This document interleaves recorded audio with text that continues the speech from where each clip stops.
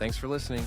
Remember to visit us at easygameradio.com, follow us on Instagram, easygameradio, and subscribe on Spotify, YouTube, and Apple Podcasts.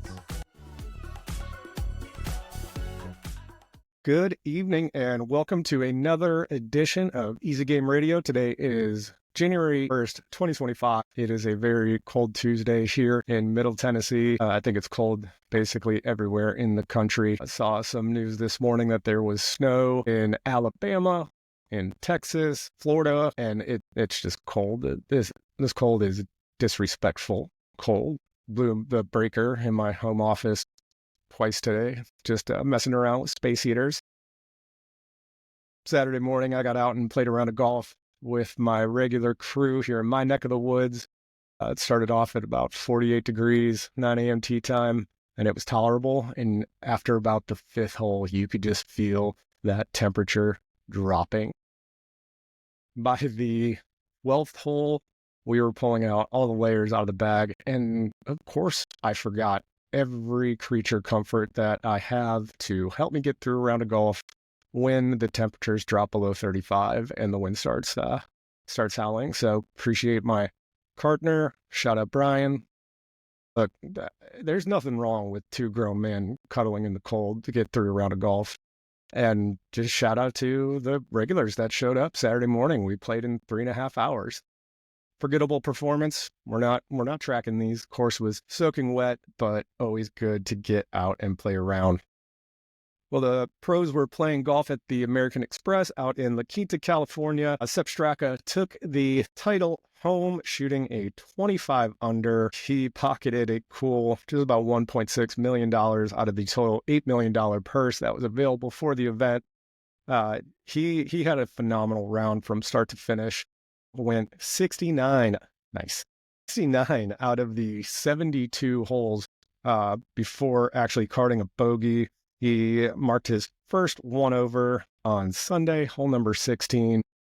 I think I saw somewhere that the pace of play for the leaders on that hole was 45 minutes. Might not have been 16. I might be remembering what I heard wrong. But either way, interesting, maybe side note for a future discussion about pace of play on the tour. PGA Tour has altered their cut lines and the size of their field under the guise that it would improve pace of play. I don't really subscribe to that logic. You can play good golf slow. You can play bad golf slow. I don't understand the thought process of just cutting people out. And then what is the response going to be when we're still having 45-minute holes? It's terrible TV. Really hard to sit and watch.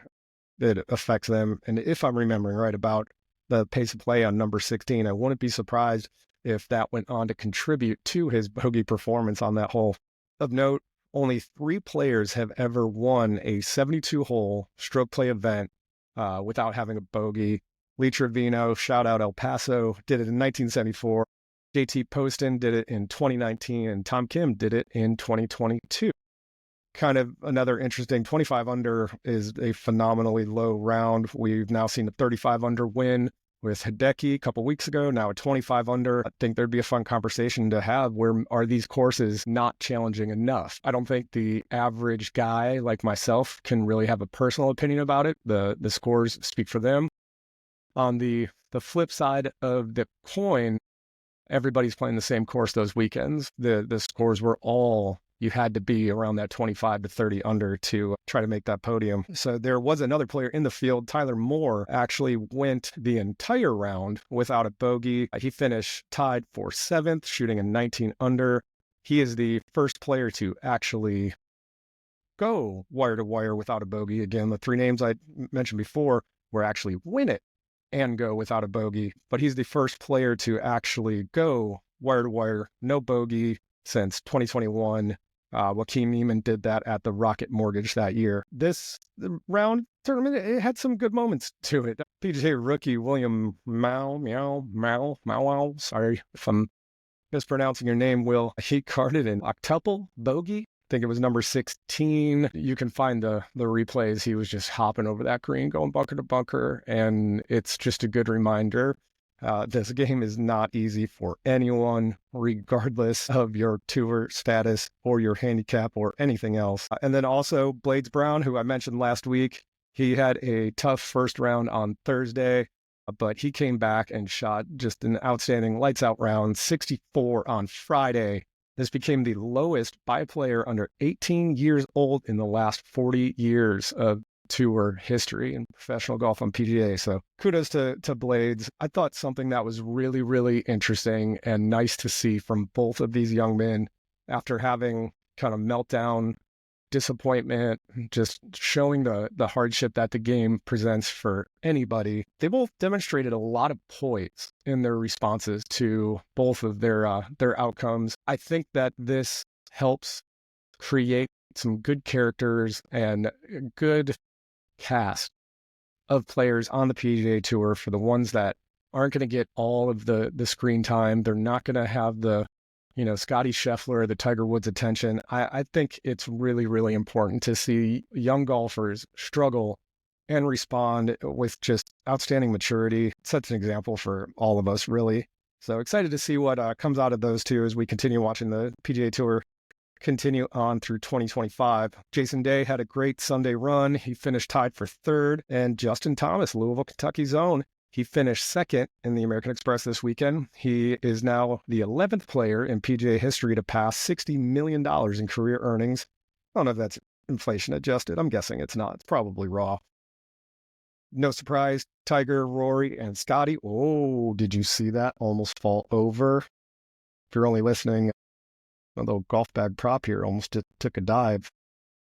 Justin Thomas now making that list of the 60 million career earners on the PGA Tour. Jason Day is one spot ahead of him, just within $1 million. But Justin Thomas, he's had a great start to his 2025 season. He's been notoriously cold the last couple of years. He tied his best finish since his last win, which was at the 2022 PGA. And he's now posted top three. He's now posted 3 top threes in just 4 starts this year. I think you have to start building that Ryder Cup roster, and Justin Thomas making a pretty good case for it. So exciting to see him continue to get better.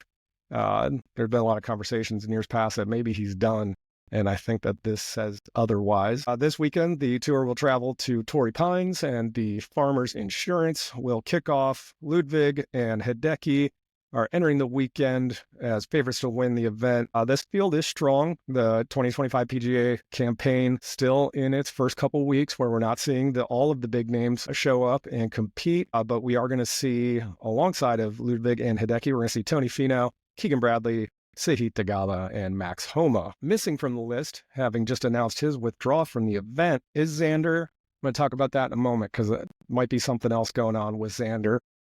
Over on the DP World Tour in Dubai, Tyrell Hatton took home the win. This is his second win since the end of the 2024 LIV season. Again, interesting dynamic. A LIV season ends.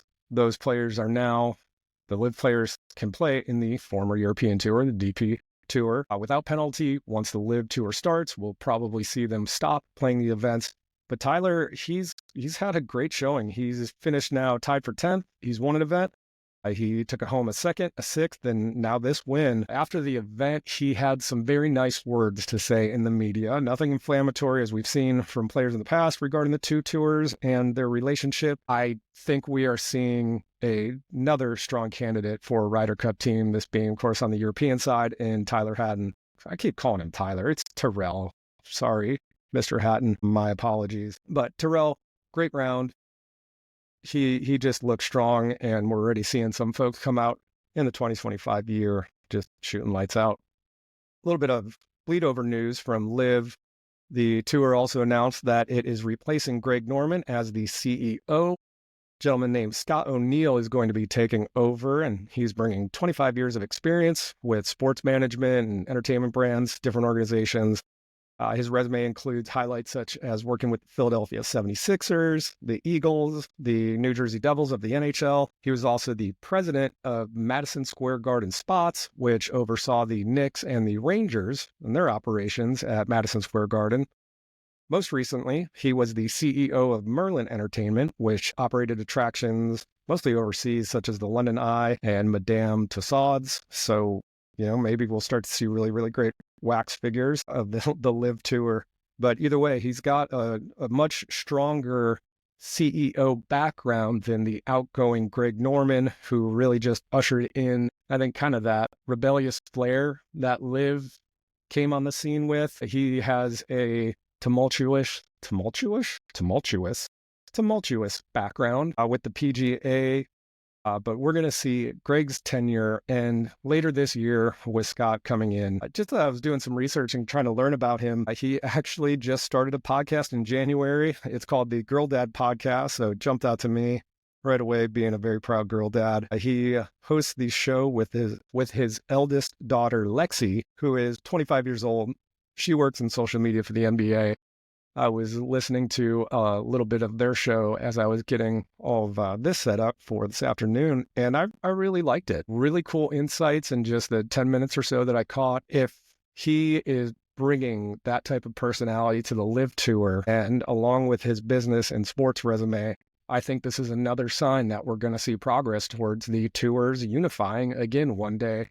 I'm certain it's at the top of his list, even if we are not hearing about it. In other professional news for the TGL, I'm still so not excited for it. I thought about recording this episode tomorrow so I could bring in some recap from tonight's event, but again, I'm not motivated. I'm hoping that I am entertained for the first hour, and that's that.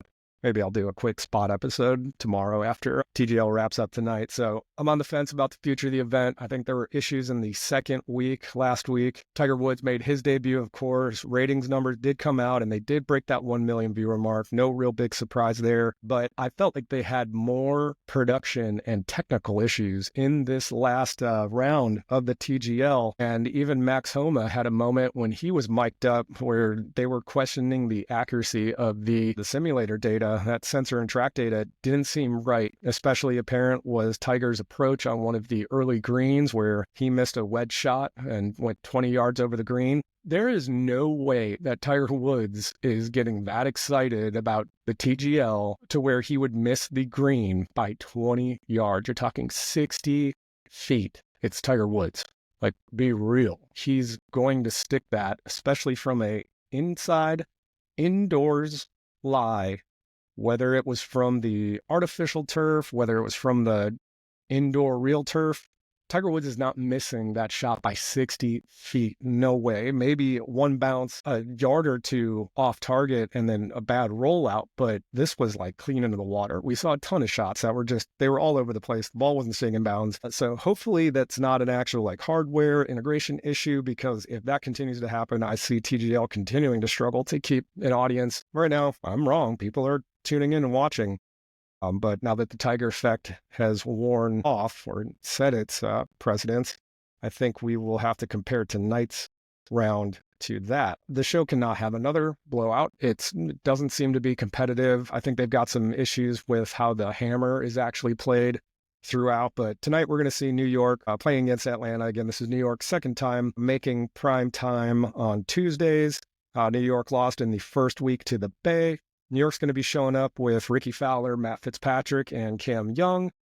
Again, notable, no Xander. Mentioned that earlier. I'm going to come back to that. Atlanta's going to be showing up with Patrick Cantley, Justin Thomas, and Billy Horschel. Billy Horschel, he should be a talker. He talked a lot of crap and had some fun interactions at last year's Waste Management with some of the spectators and that circus that happened out in Arizona last year. So I will be watching tonight, begrudgingly.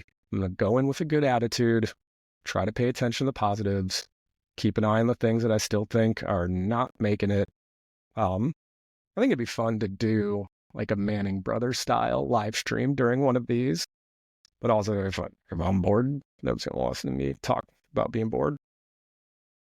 So Xander Schauffele, he's withdrawn from the Amex this last week, just announced he's withdrawn from the upcoming Farmers Insurance out at Torrey Pines, and he's citing medical reasons. A little tinfoil hat time. I think something else is going on with Xander.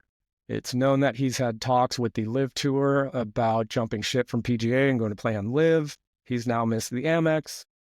missing the farmers, dropped out of TGL this week. Something's going on with Xander Schauffele. Maybe it's creating separation. Maybe he is just injured, but either way, something to keep an eye on, especially as Ryder Cup mentions are being thrown around. Just very peculiar to see a top-tier golfer like Xander not coming out. I don't think he quite gets the grace that Scotty Scheffler can command with being injured. Scotty also had a surgery to help the hand that he chopped up over Christmas.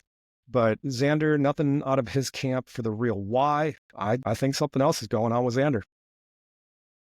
So in industry news, the PGA Tour show have started today down in Orlando. First day of the events, typically the demo day where the industry equipment manufacturers are showing up on the range down at Orange County National. It's typically reserved for PGA and LPGA working professionals as well as the media. The weather's throwing a wrench into some of their plans down in Orlando, so I'm sure some of the coverage is going to be from the inside. Cooler temps, of course. Most Floridians are going to say that it was freezing, but it was like mid-50s when I checked, but they did have rain. So maybe some impact from the winter weather that everybody's enjoying happening down there. Exhibits do start tomorrow. We're going to see just a ton of new stuff. I'm hoping that we get eyes on a lower price point launch monitor, getting below that $500 price point. I think that'll be cool.